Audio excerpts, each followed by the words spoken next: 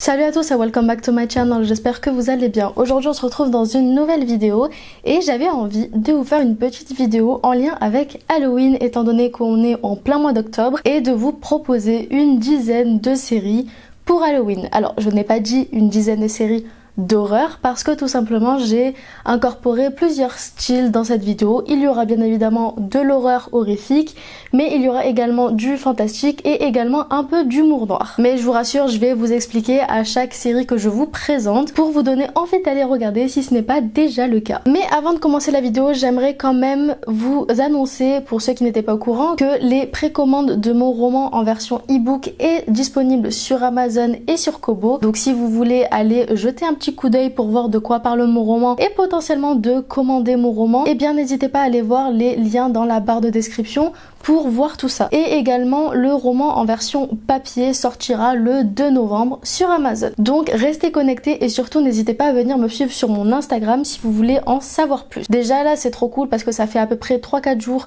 que le roman est en précommande sur Amazon et je suis déjà bien classée sur Amazon, donc je suis assez contente. Donc n'hésitez pas à aller voir. Avant de commencer la vidéo, n'oubliez pas de mettre un petit pouce en l'air et de vous abonner à la chaîne si c'est pas déjà fait.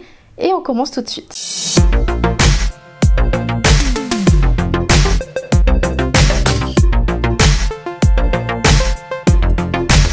La première série dont je vais vous parler, qui est pour le coup une série qu'on peut considérer comme une série d'horreur, même si je vais rentrer un peu plus dans les détails, il s'agit de The Haunting of Hill House. Alors je sais, la série est sortie il y a déjà quelques années et pour le coup je ne l'avais pas regardée à l'époque parce qu'elle ne me disait rien. Je me suis dit bon, encore une série d'horreur sur une maison hantée, bof, pas trop envie. Et au final je l'ai regardée il y a quelques semaines ou quelques mois et j'ai adoré la série. Pour le coup la saison 2 je ne l'ai pas encore regardée et je crois même que j'avais commencé par la saison 2 et que c'est pour ça que j'avais pas aimé, parce que l'ambiance de la saison 2 est très différente de l'ambiance de la saison 1. Cette série pour le coup je vous la conseille parce que en plus d'être une série donc d'horreur avec une maison hantée, elle a tout un aspect psychologique qui est ultra intéressant à regarder. Mais du coup de quoi parle The Haunting of Hill House pour ceux qui ne connaissent pas? C'est donc l'histoire d'un couple avec 5 enfants qui vont décider d'emménager dans une maison pour la retaper et la revendre par la suite. Et au moment où ils vont emménager donc dans ce grand manoir, il va commencer à y avoir des petits trucs qui vont se passer qu'ils ne comprennent pas, des choses assez étranges qui vont leur arriver et surtout la mère de famille va commencer à avoir un comportement assez bizarre jusqu'au soir où le père se réveille en panique et fait sortir ses 5 enfants de la maison pour fuir et laisser la mère à l'intérieur de la maison. Et en fait au début on comprend pas trop ce qui se passe, on suppose que la mère a été possédée mais on n'en sait pas plus. Et en fait on va avoir un bond dans le temps de 26 ans et donc les enfants ont grandi et en fait on va tout simplement voir la répercussion de leur trauma d'enfance vis-à-vis de cette maison, de la perte de leur mère également qui donc va se suicider entre guillemets dans cette maison et on va les voir grandir, on va les voir affronter la vie, chacun va avoir un aspect très différent. Par exemple le plus vieux de la fratrie, lui ça va devenir un écrivain qui va se servir de l'histoire de la maison pour devenir un écrivain célèbre, mais il n'y croit pas du tout, il ne croit pas aux fantômes et pour lui la cause de la mort de sa mère c'est tout simplement qu'elle avait un problème d'ordre psychiatrique psychologique et que c'est uniquement à cause de ça et qu'il n'y avait pas de problème lié à du surnaturel. D'un autre côté il y a une autre des enfants qui elle croit dur comme fer au surnaturel. Bref il va vraiment y avoir plein d'aspects différents au travers de ces 5 enfants et c'est ça que j'ai trouvé ultra intéressant dans cette série. C'est pas vraiment le côté horreur et flippant de l'histoire, mais vraiment l'aspect psychologique de comment est-ce qu'ils grandissent après avoir vécu des choses traumatisantes dans leur enfance et dans une maison hantée. Donc vraiment cette série je vous la conseille à 2000%, elle est juste incroyable. Ensuite on va parler de la série Scream. Pour ceux qui le savent et qui me connaissent un minimum, vous savez que Scream le film est l'un de mes films préférés, en tout cas dans la catégorie de l'horreur, et donc il existe une série du même nom qui s'appelle Scream. Et je vous avoue que quand j'ai commencé à regarder cette série j'avais un petit peu peur que ça ruine complètement les films, donc je partais avec un certain a priori. Sauf que je vais être honnête avec vous, j'ai adoré la série même si elle n'a pas grand chose à voir avec les films. Ça reprend quand même l'histoire de Ghostface et de jeunes qui se font tuer dans un groupe d'amis, mais la série et le film n'ont rien à voir. Mais en tout cas j'ai vraiment beaucoup aimé la série parce que les personnages sont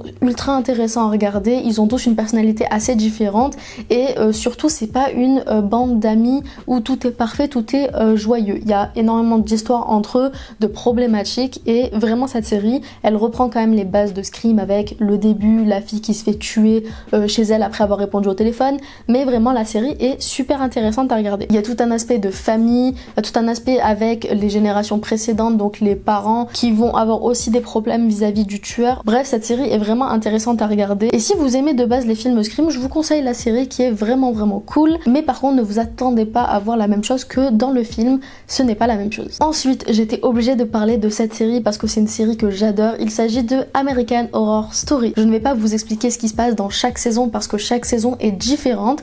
Sachez juste, pour ceux qui ne connaissent pas, que chaque saison a des personnages différents et une intrigue différente, mais la plupart du temps c'est les mêmes acteurs qui reviennent, notamment Evan Peters qu'on adore. D'ailleurs, si vous aimez bien Evan Peters, j'ai fait un petit 20 faits, je sais pas où c'est, mais j'ai fait un petit 20 faits sur lui, donc n'hésitez pas à les regarder. Enfin bref, American Horror Story, c'est une série qui se veut horrifique, mais pas vraiment. Dans le sens où, étant donné que chaque saison est différente, chaque intrigue est différente, on va avoir, donc par exemple la saison 1 qui va parler de maisons hantées avec des fantômes, alors que par exemple la saison 2 va se concentrer sur des problèmes liés à un asile psychiatrique. La saison 3 va concerner des sorcières, etc. etc.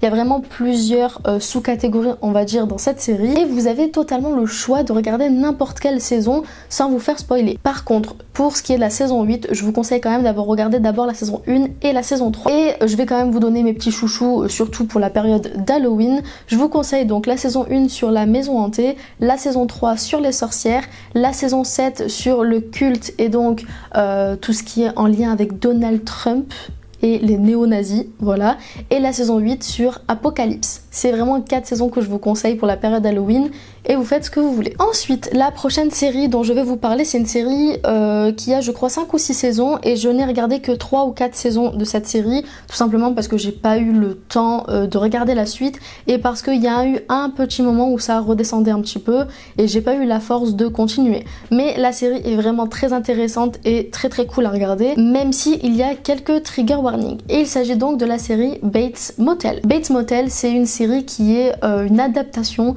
du film Psychose, donc pour ceux qui connaissent le film Psychose, donc sur Norman Bates. Ça va donc raconter l'histoire de Norma Bates, la mère donc de Norman Bates, qui après la mort de son mari va tout simplement décider de déménager avec son fils et elle va acheter une sorte de motel abandonné qu'elle va remettre sur pied et dans lequel elle va tout simplement travailler et être sa propre patronne. Et en fait, au moment où ils vont arriver dans ce motel, il va leur arriver beaucoup de choses un peu perturbantes. C'est une ville et un endroit assez sombre, donc forcément beaucoup de trigger warning, surtout sur des relations sexuelles non consenties. Voilà, je préfère prévenir. Mais la série est vraiment incroyable à regarder et très intéressante d'un point de vue psychologique. Surtout pour ceux qui connaissent donc Norman Bates et la pathologie qu'il a derrière. Et du coup, au fur et à mesure des épisodes et des saisons, on va voir une relation entre Norma et Norman Bates, donc la mère et le fils, se créer. Ça va être une relation assez bizarre et un peu malsaine quand même. Donc je vous en dis pas plus, mais c'est une ambiance très dark, très sombre, très silencieuse on va dire. Donc voilà, c'est pas forcément une série qui va plaire à tout le monde, mais personnellement j'ai adoré les premières saisons. Elle a une intrigue très malsaine mais en même temps très intéressante à regarder d'un point de vue psychologique. Donc si vous aimez bien l'histoire de Psychose, je vous conseille également Bates Motel, sachant que l'acteur qui joue Norman, c'est, je sais plus comment il s'appelle, mais l'acteur de Good Doctor ou de Arthur et les Minimoys. Ah oui, et pour ceux qui regardent House of the Dragon, l'actrice de Alicent joue également dans Bates Motel. Voilà. Ensuite, on va passer à la prochaine série qui pour le coup ne comporte pas énormément de saisons, je crois. Donc elle est assez rapide, je pense, à regarder. Il s'agit de Hannibal. Et pour le coup, cette série, elle est plus dans le versant psychologique que vraiment horreur. On retrouve donc Will, un professeur en criminologie chez le FBI qui n'a pas le statut d'agent spécial, mais qui va aider le FBI à résoudre des crimes. Et comment est-ce qu'il va faire ça? Eh bien tout simplement parce qu'il a la capacité, la faculté de se mettre vraiment à la place des criminels quand il voit une scène de crime. C'est vraiment quelque chose qui est très appuyé dans la série. On va vraiment voir au millimètre près ce qui se passe dans la tête de Will et comment est-ce qu'il détermine ce qu'il s'est passé et comment donc le tueur s'y est pris et pourquoi. Sauf que étant donné qu'il n'est pas un agent agréé entre guillemets, il va devoir suivre une thérapie pour être sûr qu'il est apte à être sur des scènes de crime et résoudre des crimes avec le FBI. Du coup, il va devoir suivre une thérapie chez un psychiatre et son psychiatre n'est autre que Hannibal Lecter. Alors oui, ils se sont pas foulés pour le nom Hannibal, Cannibal bref. Et en fait on se rend vite compte que ce psychiatre est en fait l'un des tueurs les plus recherchés à ce moment-là dans l'histoire. Et du coup Will va suivre sa petite thérapie en compagnie de ce docteur qui va tout simplement essayer petit à petit de détourner le cerveau de Will et faire de lui un meurtrier. Et cette histoire est vraiment intéressante sur plein de points. Déjà sur le plan psychologique vis-à-vis de comment ça se passe au niveau des scènes de crime et comment Will réfléchit et voit la scène de crime, c'est super cool à regarder. Et surtout l'aspect relation entre Hannibal Lecter et Will qui va se créer au fur et à mesure des épisodes. Bref, très très bonne série à regarder. Elle aussi, elle a un côté un peu sombre, un peu silencieux, je sais pas comment expliquer, mais vous voyez un peu ce que je veux dire. Alors pour la prochaine série, on va totalement laisser de côté le côté psychologique, psychiatrique et aller dans le côté fantastique. Et je vais vous parler donc de la série Supernatural. Oui, je vous ai dit, il va y avoir vraiment plein de choses différentes dans cette vidéo. Supernatural, c'est quoi? C'est donc une série qui va parler de deux frères, Gene et Sam Winchester, qui sont des chasseurs de monstres. Et en fait, ces deux frères vont tout simplement enquêter un peu comme des policiers sur des affaires criminelles en lien avec des créatures surnaturelles. Ils vont donc se faire passer pour des agents du FBI, des policiers, etc. Ils vont avoir vraiment plein de faux papiers pour se faire passer pour des personnes importantes pour pouvoir accéder aux scènes de crime, mais également aux familles des victimes, etc. pour leur poser des questions. Et selon ce qu'ils vont apprendre, ils vont déterminer ce qu'il s'est passé et qui est le meurtrier et donc le tuer plutôt, étant donné qu'il s'agit de créatures surnaturelles. À côté de ça, ils vont surtout essayer de retrouver la créature qui, 22 ans plus tôt, quand ils étaient enfants et bébés, a tué leur mère. Et donc ça va vraiment être une enquête au fur et à mesure des épisodes et des saisons pour retrouver cette créature. Et en plus, ce qui est bien avec cette série, surtout les toute première saison, c'est vraiment ce qui m'a fait accrocher moi à la série, c'est que chaque épisode est vraiment dédié à une créature surnaturelle, à un phénomène surnaturel ou carrément à des mythes et légendes différentes. Par exemple, le tout premier épisode de la série concerne la Dame Blanche. Ensuite, on va avoir Bloody Mary, etc., etc. Au tout début, on va vraiment faire le tour de tous les mythes et légendes qui existent. Donc j'ai trouvé ça vachement cool. Au fur et à mesure des saisons, bien évidemment, ça rentre dans leur vie personnelle, donc c'est un peu moins axé sur ça, mais franchement, très bonne série. Malgré qu'elles sont un petit peu longues, elles comportent quand même 15 saisons. Voilà. Ok, ensuite on va passer à une série dite horreur, mais que je qualifierais plus de humour noir entre guillemets. Il s'agit de la série Scream Queen. Pour ceux qui connaissent la série Scream Queen, je pense que vous comprenez pourquoi je dis ça, mais en gros Scream Queen c'est un peu le même délire que Scream, sauf que il y a le côté beaucoup plus humour, le côté un peu plus trash aussi, mais vraiment beaucoup d'humour, tu te tapes des barres en fait en regardant cette série, et il n'y a pas du tout le côté horreur suspense quoi, c'est vraiment pas ça. Scream Queen donc ça raconte l'histoire d'une jeune fille qui fait son entrée à l'université et qui va donc aller dans un campus et surtout dans une sororité, les États-Unis bien évidemment. Et donc dans cette sororité, elle va se retrouver avec un groupe de filles et pendant les tests, on va dire, pour faire partie de la sororité, elles vont se rendre compte qu'il y a un tueur sur le campus qui essaye de zigouiller à peu près tout le monde. Sauf que autant dans Scream, la série ou le film, on a vraiment le Ghostface, autant là pas du tout, c'est juste quelqu'un qui s'est déguisé en la mascotte de la fac, qui est donc un genre de diable rouge avec des cornes. Voilà, vraiment rien à voir. Et j'ai beaucoup aimé cette série parce que vraiment elle a un truc de fraîcheur en elle, malgré le fait que ça parle vraiment d'un tueur sur un campus. Il y a vraiment ce côté trash, ce côté rigolo, ce côté what the fuck aussi parfois, donc vraiment cette série incroyable. Et dans la saison 1, on a l'apparition de Ariana Grande.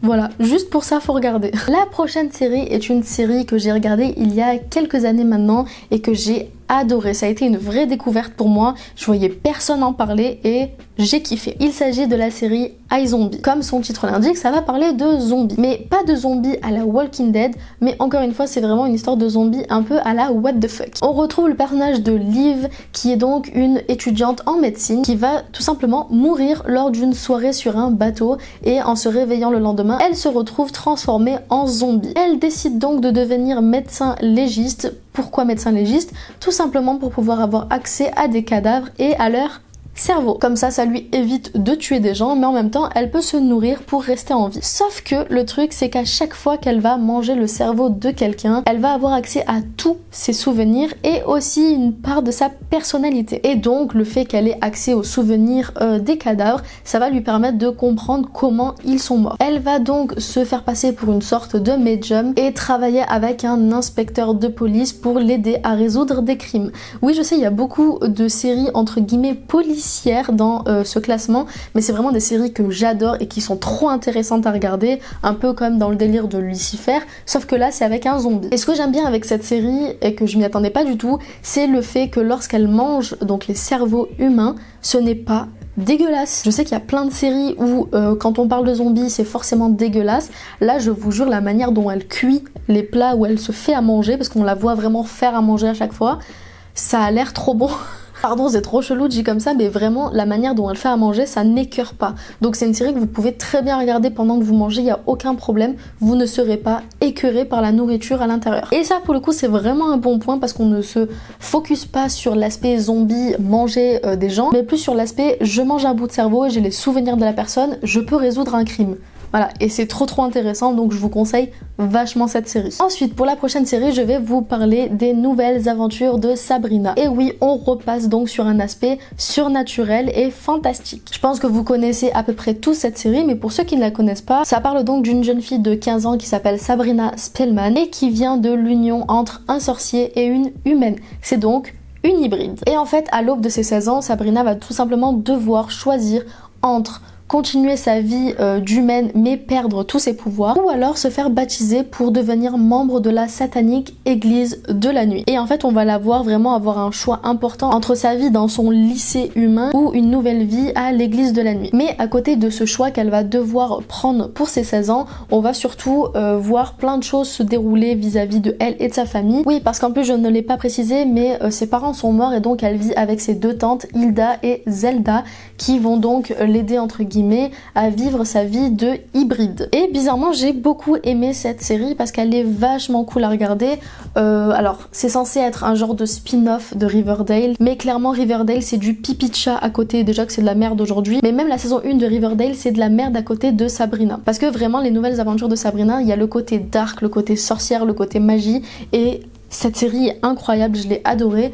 Un petit peu déçue par contre de la fin qu'ils ont amenée, mais très bonne série à regarder. Voilà, par contre je vous le dis, ça n'a rien à voir avec les aventures de Sabrina, vous savez la sorcière Sabrina de l'époque qu'on regardait quand on était jeune. D'ailleurs j'avais fait une vidéo sur ma chaîne où je donne les différences entre la nouvelle série et l'ancienne série. Et la dernière série, et pas des moindres parce que je ne crois pas que beaucoup de monde la connaissent, c'est une série donc qui est sortie en 2011 et qui a 6 saisons, donc c'est une série qui date un petit peu mais ça va on va dire. Elle s'est terminée donc il y a quelques années. Il s'agit de la série Grimm. La série Grimm, ça va parler de Nick, un inspecteur de police. Oui je sais, il y a beaucoup d'inspecteurs de police dans cette sélection. Bref, Nick donc est un inspecteur de police et il va se rendre compte petit à petit qu'il est un descendant des Grimm. Les Grimm c'est quoi? C'est tout simplement une famille de chasseurs de monstres. Et quand il va s'en rendre compte, il y a sa tante qui va venir le voir et qui va lui dire écoute, tu viens de la famille Grimm, voilà, moi aussi je chasse les monstres, mais je me fais poursuivre, je vais sûrement bientôt crever, donc je te lègue toutes mes connaissances. Et elle lui laisse vraiment un fourgon entier rempli de bestiaires, de recherches, de livres sur les créatures. D'ailleurs, petite anecdote, mais il y a une des créatures dans la série Grimm, j'ai utilisé le nom pour l'incorporer dans mon roman. Voilà.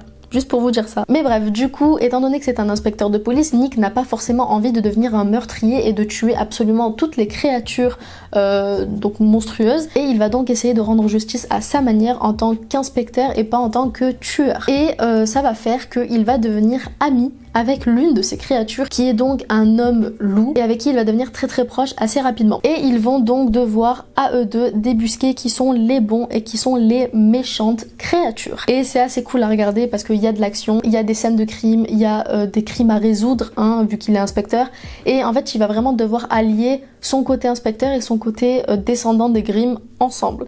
Et c'est vachement intéressant à regarder. Enfin bref, je sais pas si c'était brouillon ou si j'ai assez bien expliqué de quoi parlaient ces séries. Je vous laisse carrément aller voir les bandes annonces si vous voulez en savoir plus sur chaque série que je vous ai présentée et de faire votre petite sélection de séries à regarder. J'ai fait le choix pour le coup de ne pas forcément présenter des nouvelles séries parce que aujourd'hui avec l'ère du temps et Netflix, on est au courant des séries qui sortent. Donc c'est pour ça que je me suis permise de vous parler de séries qui étaient un peu plus anciennes mais que j'adore quand même. Si la vidéo vous a plu, n'hésitez pas à mettre un petit pouce en l'air et à vous abonner à la chaîne si c'est pas déjà fait.